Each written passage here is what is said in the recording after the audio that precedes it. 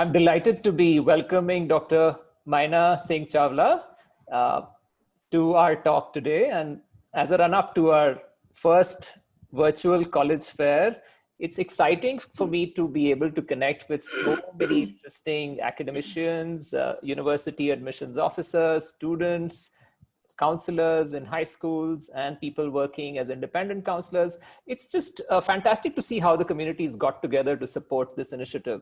And a lot of the conversation we are having these days is so relevant for Dr.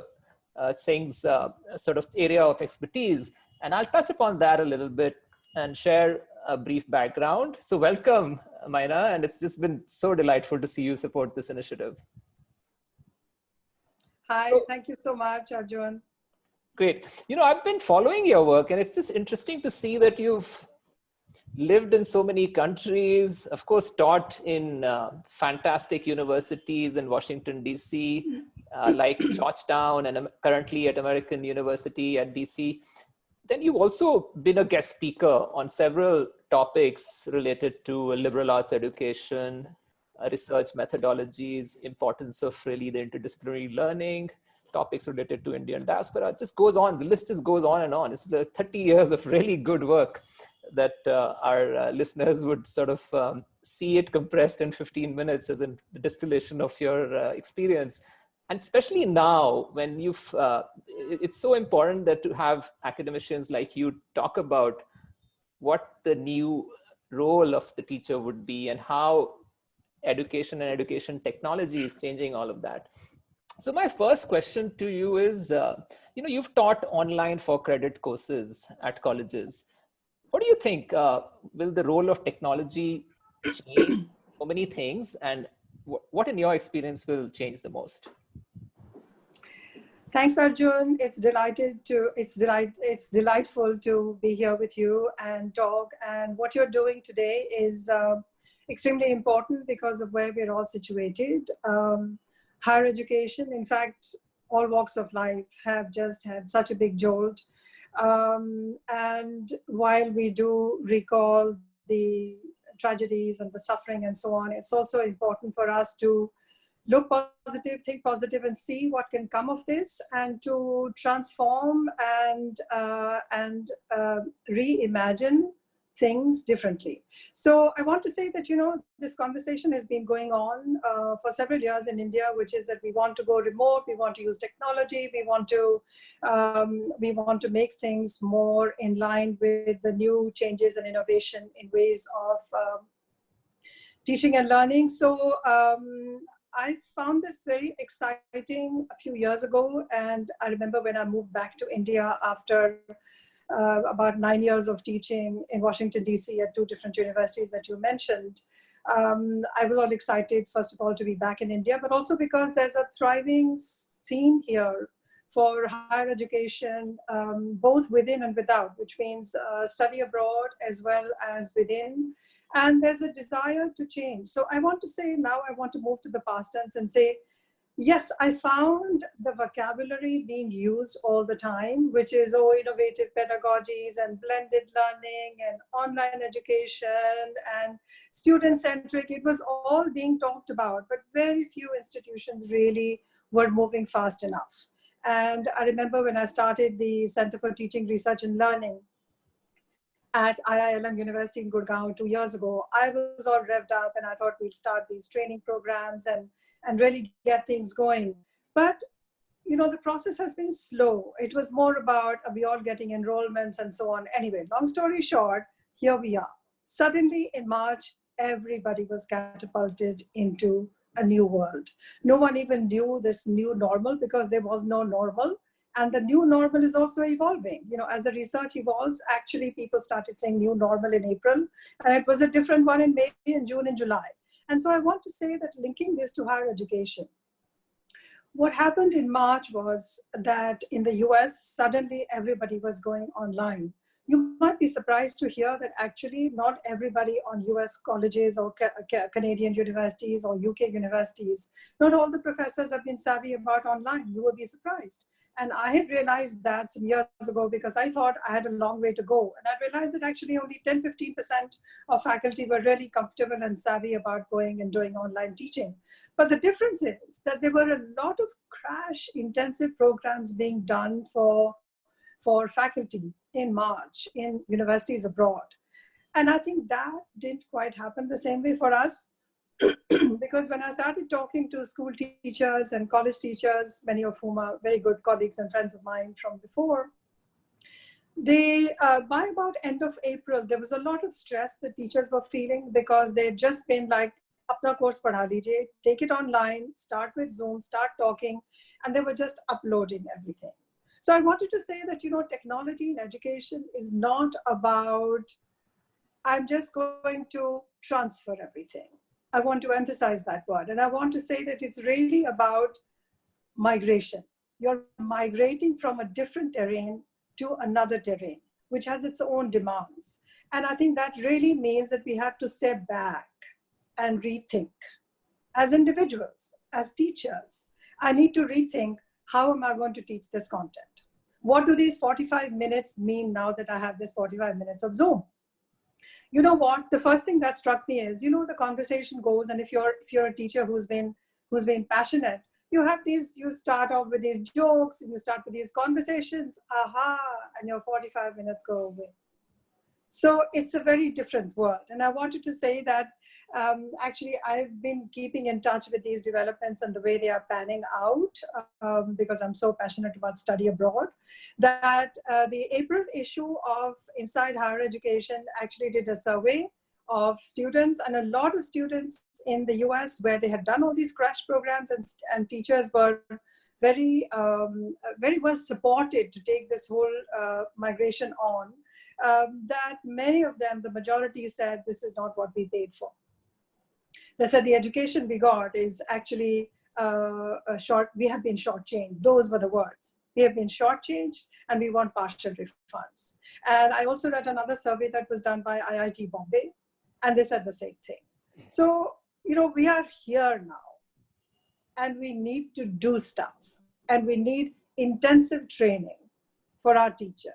Not just webinars that come and go and say, ye kar lo, wo kar lo. No, walk them through that. So yeah, I think that's definitely the need of the hour. There's so much to learn, not just the students adapting, and they perhaps adapt way quicker than some of people in administration and faculty. And it's been quite apparent that the new normal in these times will be figuring out a certain standard for engagement and instruction design and blended learning. And something that you've been very well trained for to take this forward. So given the changes in education, being discussed today, what is the importance of syllabus design and how is tech linked to it? Like, how can you pinpoint and say, okay, this is what we need to do? So I'm going to take the liberty of just touching a little bit upon my own experience, because I've been educated and trained in this country. And I'm very proud to say that I actually have taught and worked abroad without having been educated abroad. And a lot of that was really taking on the programs that were required to build the credentials as a teacher. We're always confident of our content because we're very good with content in this country. But we're not so good at other skills like critical thinking, like how to involve different perspectives into what we are doing and how we are doing it. And this is where I found that I needed to train to do syllabus design differently as I was migrating from my traditional face-to-face 14-week semester to a condensed semester of, say, 8 weeks, which was online. I had to really think how this is going to pan out when I don't see them at all. And the fact that many of them might actually be taking the courses from somewhere else. Somebody has a study abroad semester and they're not even in Washington, DC, they're in Belgium, they're in Jamaica, they're somewhere else. So how much of it is going to be synchronous? That was my first question. And I want to say here that actually we need to accept the fact that doing online classes in Zoom, we know now that there's so much fatigue that parents are complaining about. And so all of it should not be synchronous. But we need to train our students and our teachers, and we need to rethink about how to combine those two. How much of it is going to be when I'm going to be sitting and talking to you? My students are there, everybody's in small squares on the screen. And how much of it is going to be advanced stuff that they have?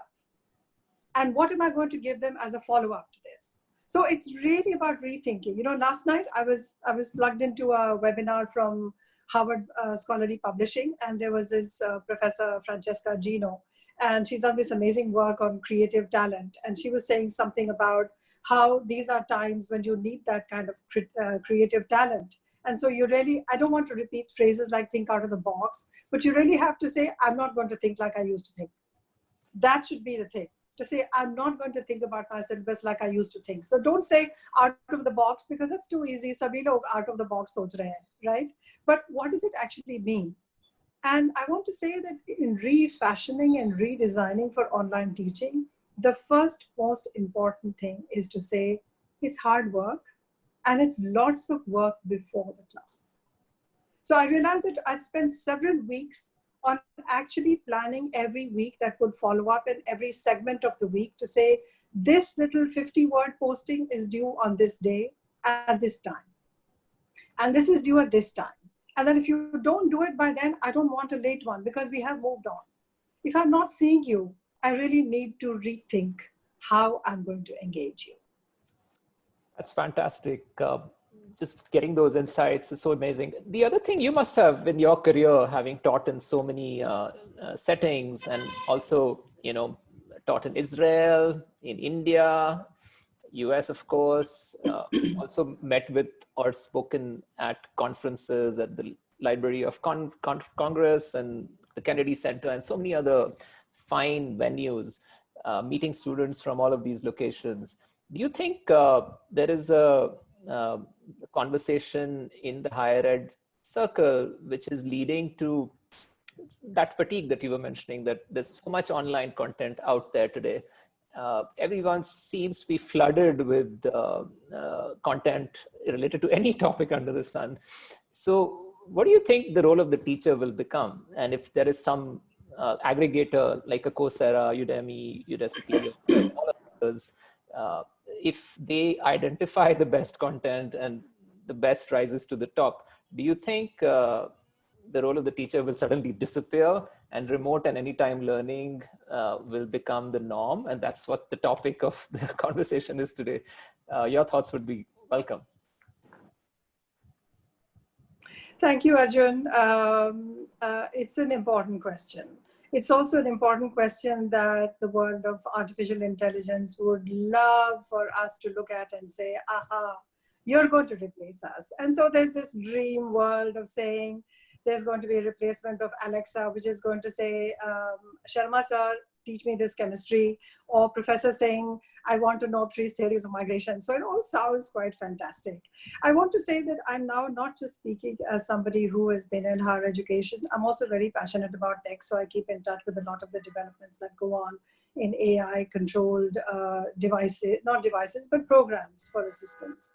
But I've also taught the International Baccalaureate program way back because I lived in Japan and Ethiopia. So I have been in IB classrooms a long time ago and struggled with theory of knowledge and everything else. So I want to say that as a teacher who's been both in high school classrooms and for many years in colleges, I want to say that the answer of the teacher disappearing is no. And I'll tell you why. There is a very strong social and emotional component to teaching and learning. There is something about remote learning that's always going to be remote. And I mean that word not in the sense of convenience, but I mean it in the sense of being shortchanged from interaction. So I want to say that in terms of younger children, is going to be very, very hard. The younger the person who is learning, the harder it's going to be to replace the teacher or a human person, a human interaction which is not just a screen which I can touch with my mom and dad walking around at the back. I think that's always going to be hard. I think parents are realizing that, and I think that's where innovation will have to come in. Not innovation about technology, but innovation about how can I as an educator work around that? What can I do? I think in terms of higher ed, as you mentioned, there's this great boom for the last few years. And also there's a great boom now in India, not just, not just big players like 2U. I have worked with the 2U programs at American University, so I know how they exist. They help educators to just become very sophisticated at online learning, and they record you and you feel like a star and so on and so forth. So it's great for higher education. I want to say in India also now there is a huge glut. I was looking online to see how many of these companies are actually mushrooming and offering various courses. It's actually in two or three areas mainly. One of them is in executive education, which has been around for a long time, which is to help people who are already in jobs to scale up, and therefore get better prospects of career growth. The other is in AI, data, internet marketing, and so on and so forth.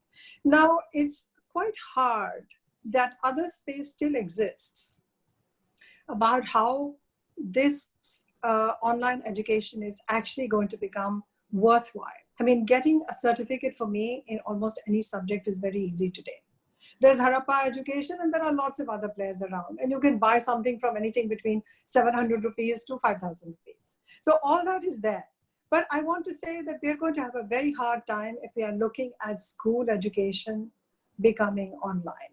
And we have the examples of what has been going on with a lot more technological success and support and research that is going on, that has given us a lot of data from the spring semester and the schools in Canada and the US, and not so much the UK, but certainly across the US and Canada, we have seen how that is a very, very tough battle.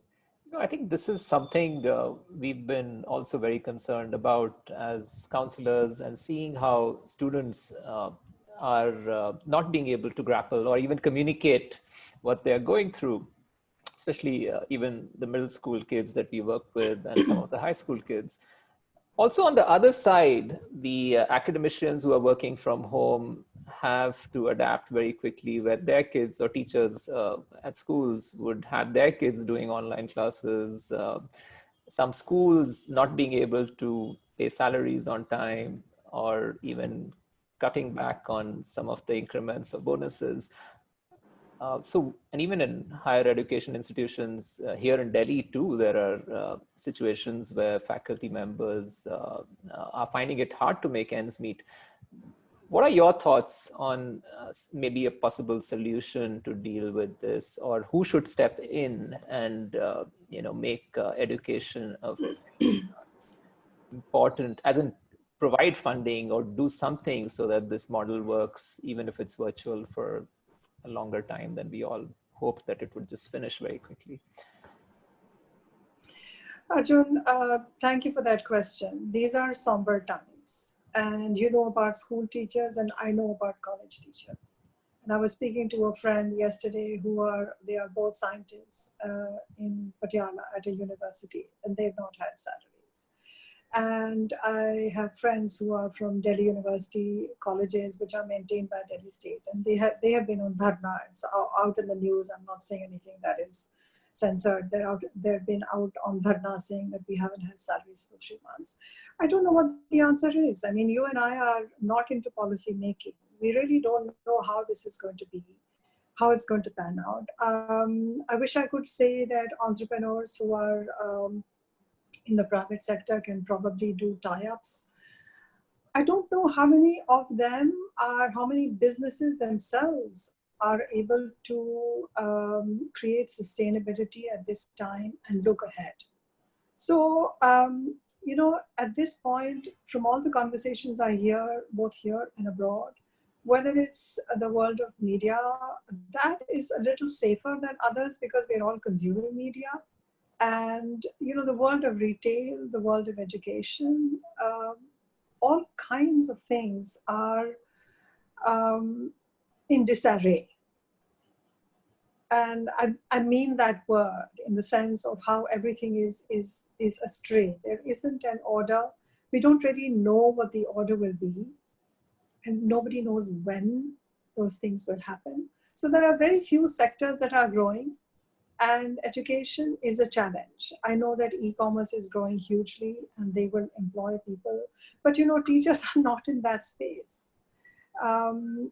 I think things are evolving. I wish I had an answer that I could give. Sure. I think where we are as individual teachers and educators, let's keep thinking. Let's keep trying new things. Don't be fearful of trying a new way of doing your class, a new way of educating your child at home, a new way of making them learn. I know that we are all under fatigue, but some of that entertainment will also re-energize us. So I want to say that within this flux, we're already seeing glimmers of how people are organizing together without being able to meet. So use those WhatsApps, use that technology, use the e-commerce platforms, do what you can with your children who are your children, biological children, and with your children who are your professional children in the classrooms. And in these times of flux, I think we really are now at that point when we have to say, what can I make of this? I wish I had a seamless, lovely, charming answer to give, but I don't Well, this think is well said. age or experience is helping anyone to do this, whether you're a leader or a worker. Definitely, definitely good thoughts for everyone to mull over. There's another side to this, though, and it's more related to the fair that we are organizing. Over 20 colleges from the United States and 5 universities from India are participating. Of course, the emphasis is on higher education opportunities in India and abroad. There is also this level of concern, not just in the parent community, but also faculty, admin. Everyone seems to be stretched in terms of figuring out how to begin the fall semester, if at all to even begin in-person classes. Students, on the other hand, are very enthusiastic. They do wish to go. Parents are kind of divided in terms of their decision. Safety is obviously a primary concern. Largely, what do you think this whole situation of uncertainty how can students and parents find a way to resolve their decision making? Suppose they do want to send their kids abroad and the students have their visas, and colleges are also welcoming and also announcing that there is enough safety measures. Kids will be as safe as they are back home in India. What do you think could be a way to create a rubric for deciding, or if there's anything else that Right. So yes, Arjun, I know that this is happening because I've been getting some of the internal mailings of universities as they are struggling. They are really eager in the US and in Canada. Canada is less affected by some of these things. The US is much more. The spread has been uneven in the US. My first thing is going to be, I don't know where your kid is going. You need to look at that location. For example, if I have a friend in the UK, she's saying that, we are moving around and we are sitting outside at restaurants and eating pizza because it is August. Okay. Now, I don't know if they're going to be able to do that 2 months from now. And then what's going to happen? Because then it's going to be air conditioned or climate controlled interiors, classrooms, dorms, everything. And we know that the issue of the virus is so much to do with that. So I don't want to go into details of that, but I want to say for a parent, the first thing is figure out what that place is doing in terms of how they are controlling the pandemic. What have been their policies? Are you comfortable? Because it's a lot of money to spend and your child is precious, even above the money. Ultimately, it's your child you're thinking about. The money, you've made a decision already if the kid is in 12th grade or 11th grade. You made that decision, so you figured that one out. Now you have to figure out how to balance the risk. The child is enthusiastic, yes, of course, but that is to be balanced with your level of comfort, because at the end of the day, they're 18 years old, they're 19 years old, even if they're sophomores and they're 20 years old. You know what? 20 is 20. He or she is not going to be able to fend for themselves if there is a lockdown there. Are you going to be looking for relatives there? How is that person going to go there? You're going to be on tenterhooks. So first, look at the place. If your child is going to Sweden, things seem to be going fine. So look at the location first. The university will definitely tell you that everything is in order, and I have no reason to disbelieve them. but they also have a proposition to sell. Universities are going through a very hard time. Perhaps in the perhaps as a first, what's happening in the US recently is mergers between institutions. And I've been reading about 2 major mergers where University of Arizona bought another nearby college, which was really falling apart. So when that is happening, they have real numbers to take care of. And every student that doesn't come is a problem. So I want to say there is no rubric. I wish we had a rubric, but all the rubrics are up in the air. All the balls we were trying to juggle are still being juggled. April was something else, May something else, June something else. September is not far away, but most colleges have actually said, most colleges that I know in the US have said that they're not going to have students coming over, at least on the East Coast, but it's an individual thing. So please, for a parent, I'm just going to say, do the research with your counselor on your own, see what the politics and the healthcare system there is like. When you're comfortable, talk to the kid and say, this is how it is. If you're not comfortable, talk to the kid and say, I'm not comfortable. And don't be queasy. It's okay to do that. Thank you so much, Dr. Singh. So looking forward to seeing you at the fair. And I'm sure students would want to reach out, and rest of our counseling community would also, after listening to this talk, have questions for you. So we will forward those to you during the fair and even afterward. So thanks for your time. Delighted, Arjun. This has been wonderful. Good luck for the fair. I'm going to be there quietly on the sidelines. Take care. Bye.